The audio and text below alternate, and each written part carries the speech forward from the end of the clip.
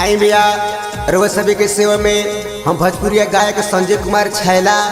gram Mahuwan बलुआ सरोवर के सेवा करता नहीं कि जवन हमार एगो एल्बम आल बा गाना लाचारी में शिवजी रौरे झोरिया हो जहकर सहयोगी हमार आदरणीय मुना गिरी जी और हमार उस्ताद हरिराम और सुनील यादव जी एक सहयोगी देता नहीं आ हम गायक संजय कुमार छैला उर्फ जग रौआ लगे रौरे झोरिया हो शिवजी रौरे झोरिया हो देखी कावला के फूलवा गम गम गम के रौरे झोरिया हो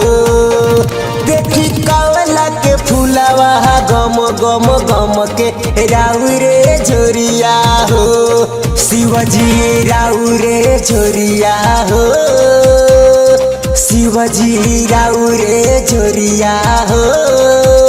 देखी कावला के फूलवा गम गम गम के रौरे निस्तावारी कथिया के गारावा में हार कथिए में बाबा डूबल रहीले कथिए में बाबा डूबल रहीले कथिए के करी फरहार है भोले रौरे झोरिया हो ये कावला के फूलवा गई सवारी गारावा में सपावा के हार भंगिया में रउआ डूबल रहीले भंगिया में रउआ डूबल रहीले बेलवा से करी फरहार है भोले रौरे झोरिया हो ये कावला के फूलवा गम गम गम दिशा में धतू